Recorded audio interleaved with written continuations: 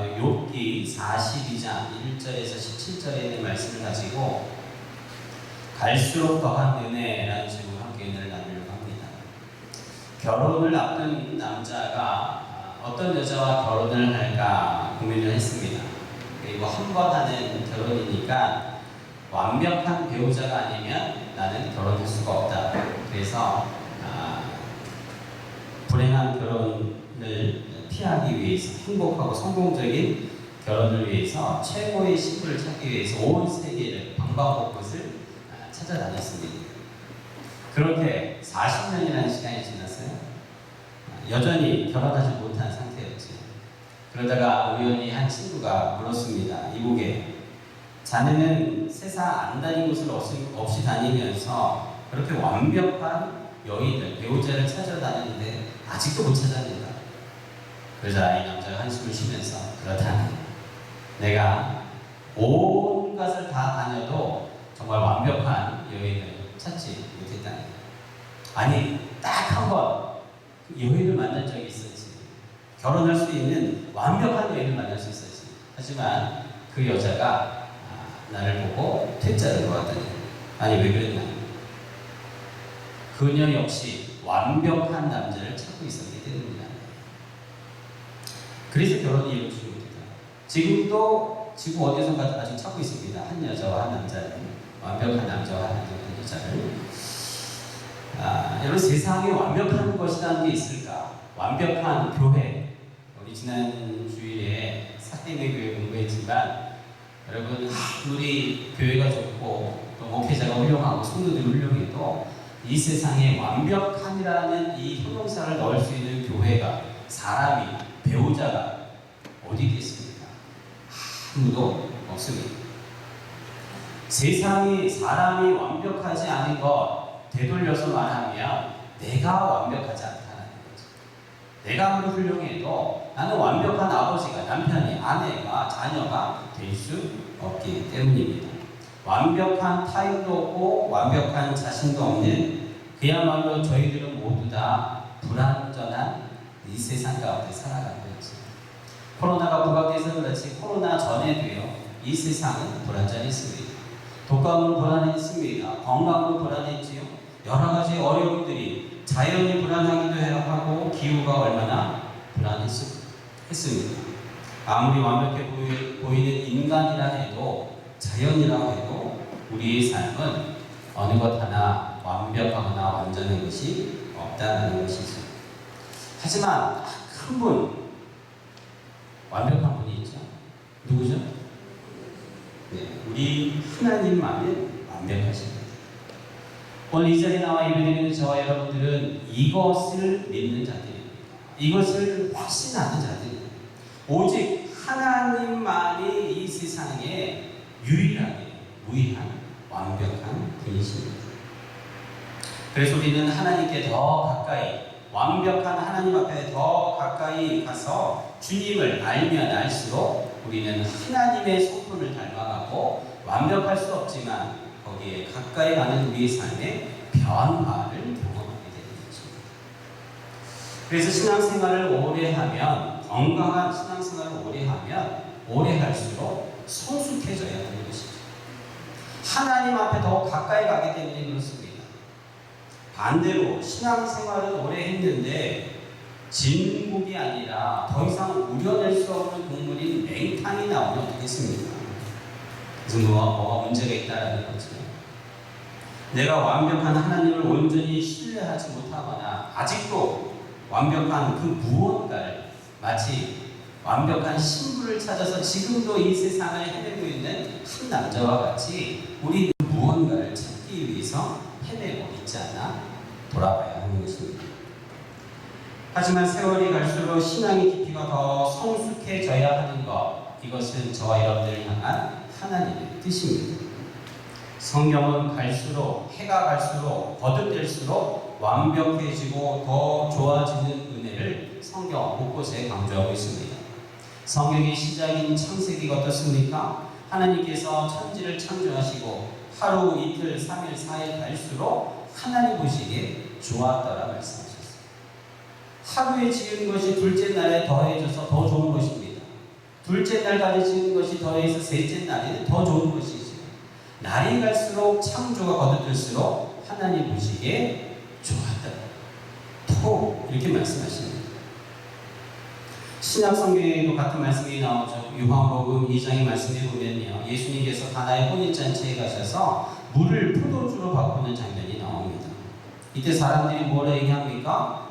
아니, 사람들은 누구나 다 시작할 때 좋은 것을 내거늘 이 결혼식장은 나중에 더 좋은 것을 내었다라고 사람들이 이야기를 합니다.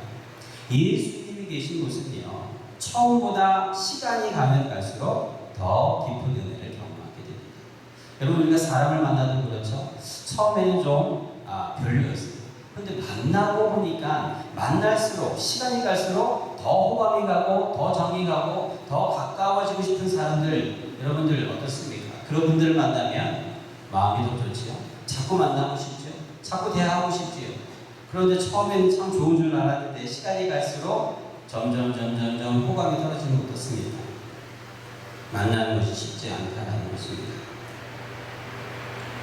오늘 우리가 함께 읽은 욥기서 말씀에 보면요, 욥기서 1장과 마지막 42장, 처음에도 복받은 욥이었지만 42장 말씀에 가면 하나님의 은혜가, 은총이 더해져서 그 복받은 욥의 이야기가 나옵니다.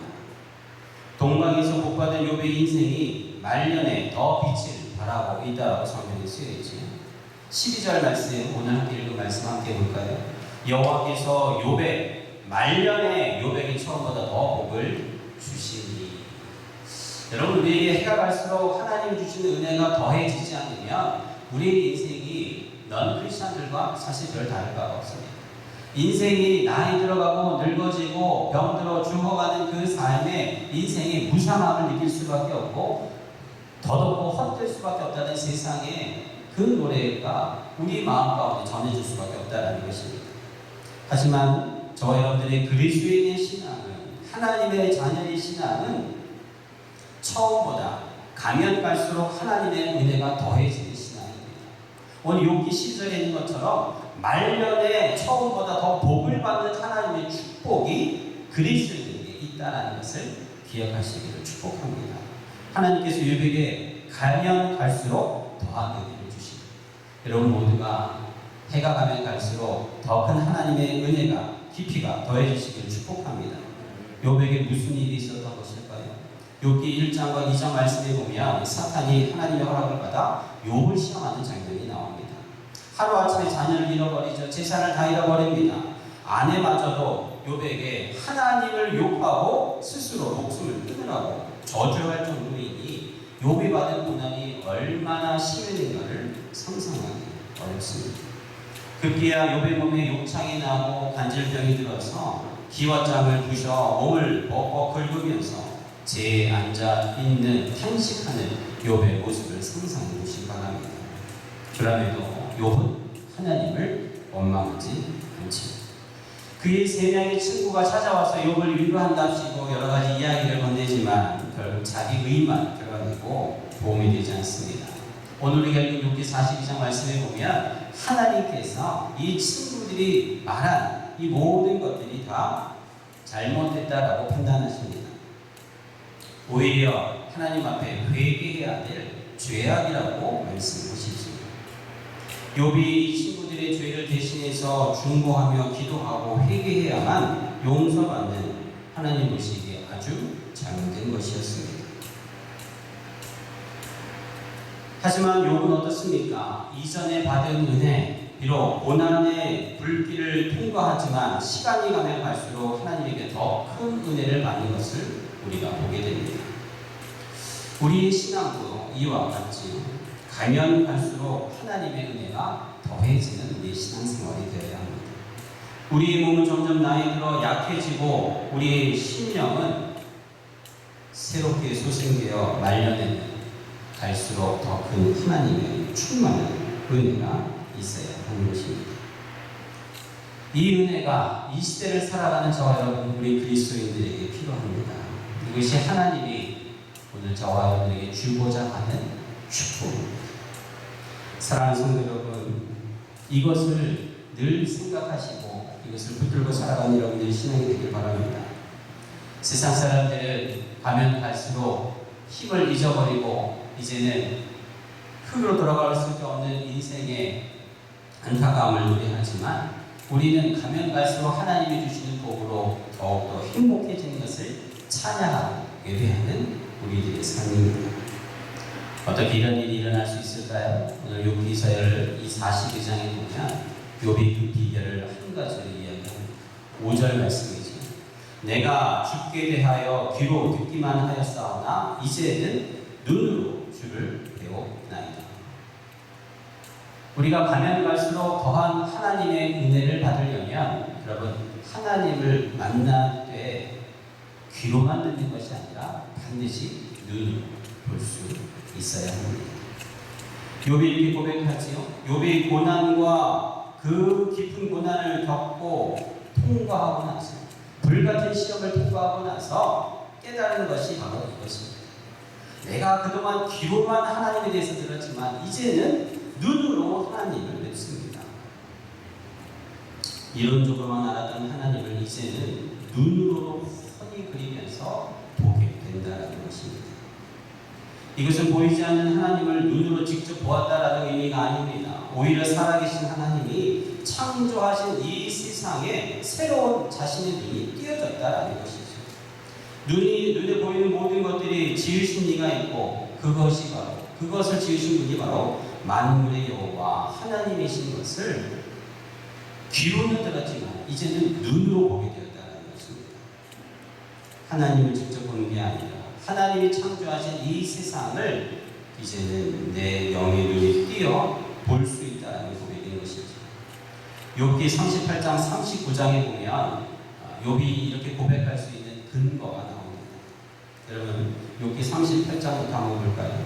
욥기 38장부터 욥과 친구들의 많은 말에 하나님께서 대답하시는 내용들이 거기 나와 있습니다. 그리고 38장 39장에 보면 하나님께서 온갖 시각적인 것으로 욥에게 대답하시는 것을 보게 되죠. 38장 1절부터 봅니다. 그때 여호와께서 폭풍우 가운데서 욥에게 말씀하여 이르시되 무지한 말로 생각을 어둡게 하는 자가 누구냐. 4절 말씀 보세요. 땅에 기초를 놓을 때에 내가 어디 있었느냐. 6절에 그것의 주추는 무엇 위에 세웠느냐. 모퉁이 돌은 누가 놓았느냐. 그때의 새벽별들이 기뻐 노래하며 하나님의 아들들이 다 기뻐 소리를 질렀느냐. 바다가 못해서 터져 나올 때에 문으로 그것을 가둔 자가 누구냐. 내가 구름으로 그곳을 만들고 흑암으로 항구를 만들고 한계를 정하여 은빛잔을 짓고. 16절 보세요.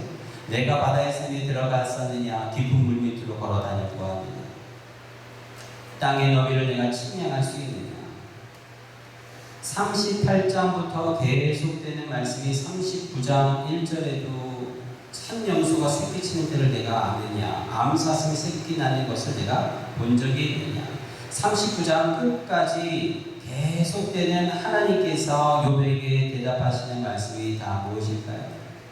눈에 보이는 시각적인 이미지를 하나님께서 거듭해서 말씀하고 보여주십니다. 똑같은 아침이고 똑같은 사람인데 어제 보았던 그 사람이 오늘은 아니다라는 것입니다. 어제 보았던 저 나무가, 구름이, 하늘이, 저 풀이 어제 보았던 그것이 아니라 내가 지금 새롭게 그것을 보게 됐다라는 고백이 오늘 욥기 42장 5절 말씀에 이제는 내가 눈으로 주를 배웠나이다라는 고백을 하게 되는 것입니다.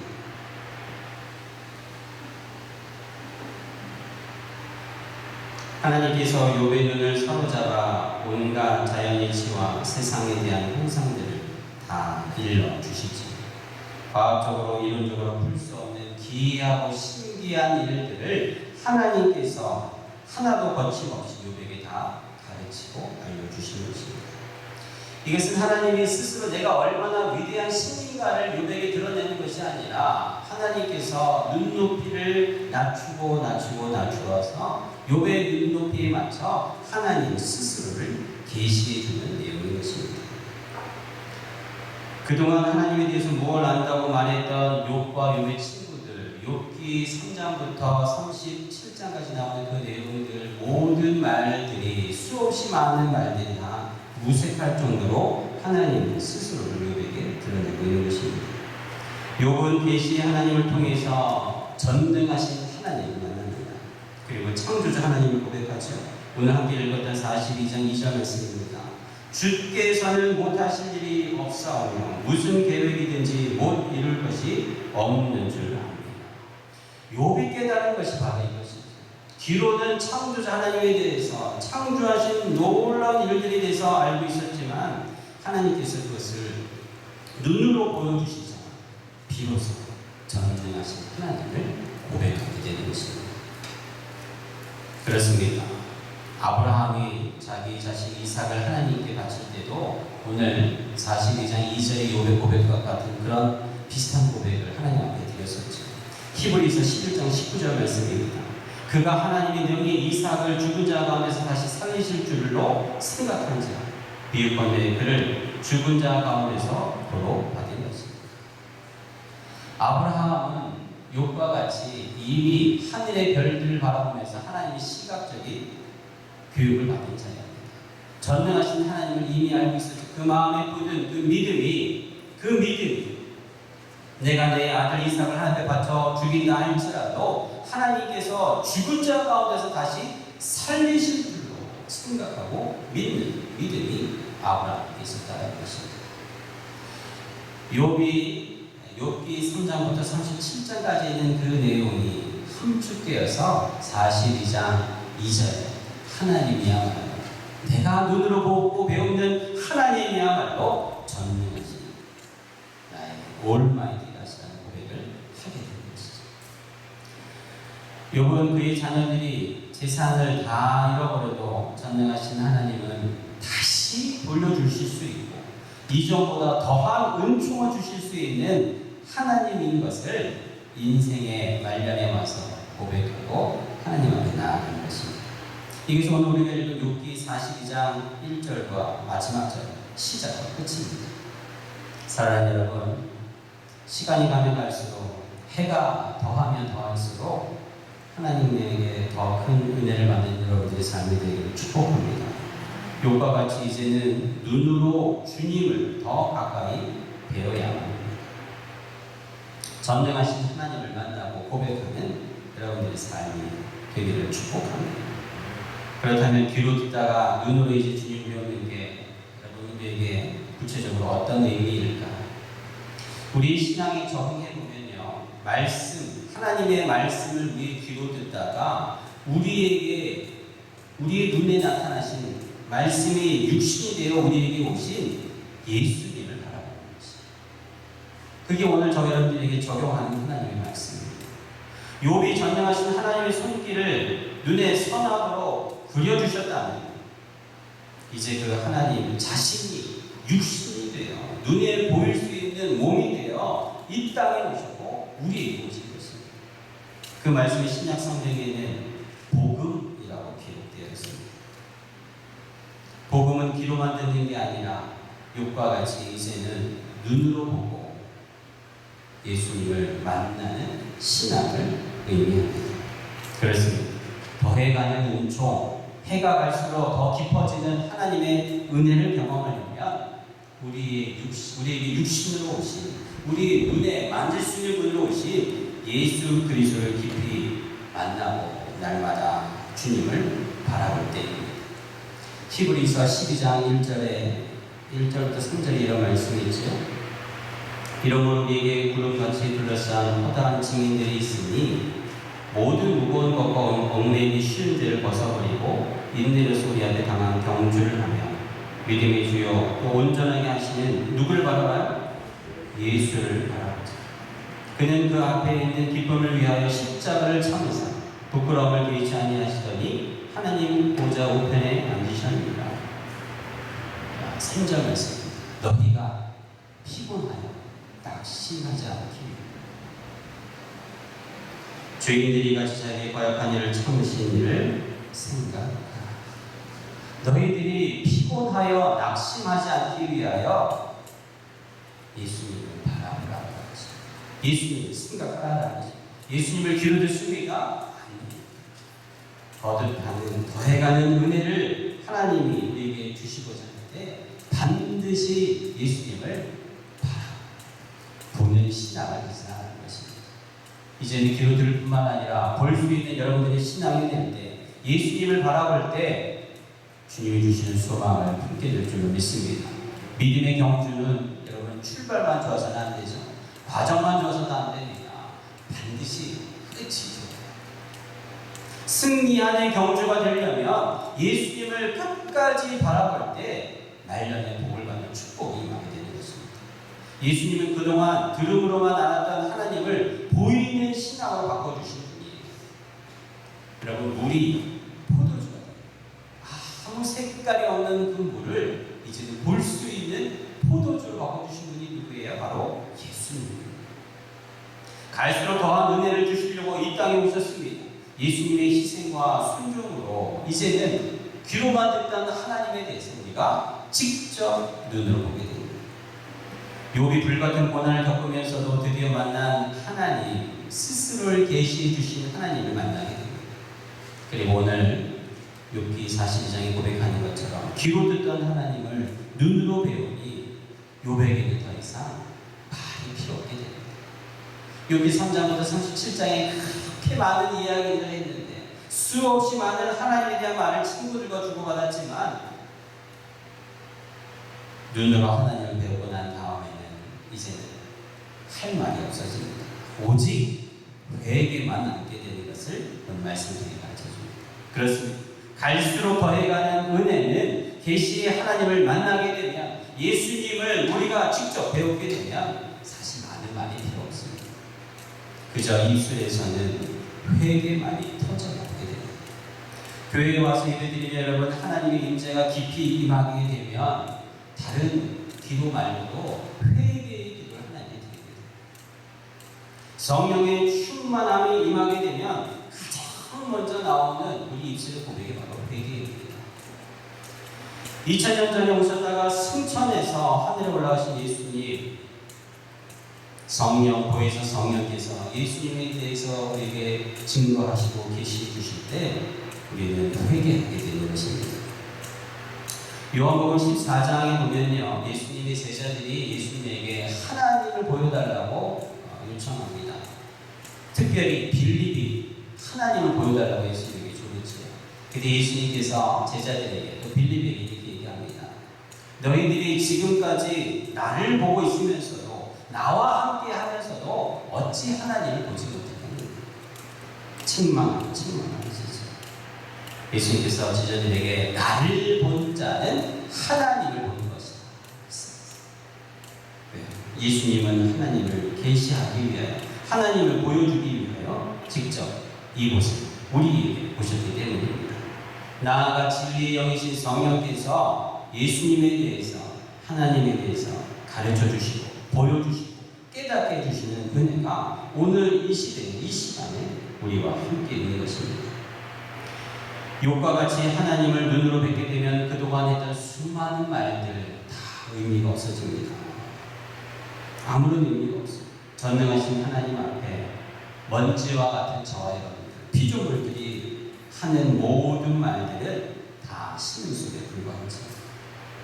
요한계시록 4장 8절 말씀에 보면요, 하나님 보좌 앞에 있는 천사들에 대한 이야기가 나와요. 이 천사들이 하나님 보좌 앞에서 하는 말이 무엇입니까? 여러 말, 장황한 말이 아닙니다.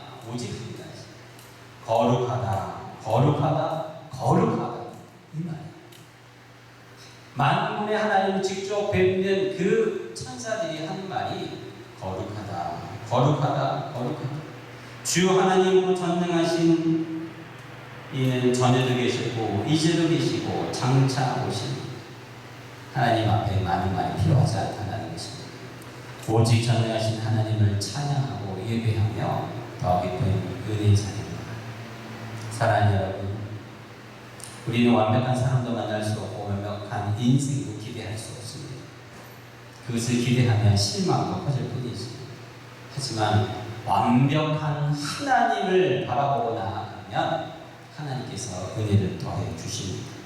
여러분 기억하시길 바랍니다. 아무리 바른 말을 많이 해도요, 하나님 보시기에는 옳은 말이 아닐 수 있다라는 것. 오늘 욥기서 42장 7절 8절 말씀에 보면 하나님께서 욥의 친구들의 말이 옳지 않다고 판단하시고 심판하시는 내용들이에요. 오히려 그의 많은 말들 때문에 그들의 죄를 사하기 위해서 욥에게 기도를 부탁하게 하는 내용이 나오죠. 눈으로는 하나님을 만난 욥, 회개하는 욥은 이제 하나님의 말씀에 철저히 순종하게 됩니다. 말씀을 정리하려고 합니다. 오늘 이 욥기 42장에 있는 말씀을 통해서 하나님 저 여러분들에게 해가 가면서 시간이 가면서 말년에 더해가는 은혜와 은총과 복이 있기를 원하십니다.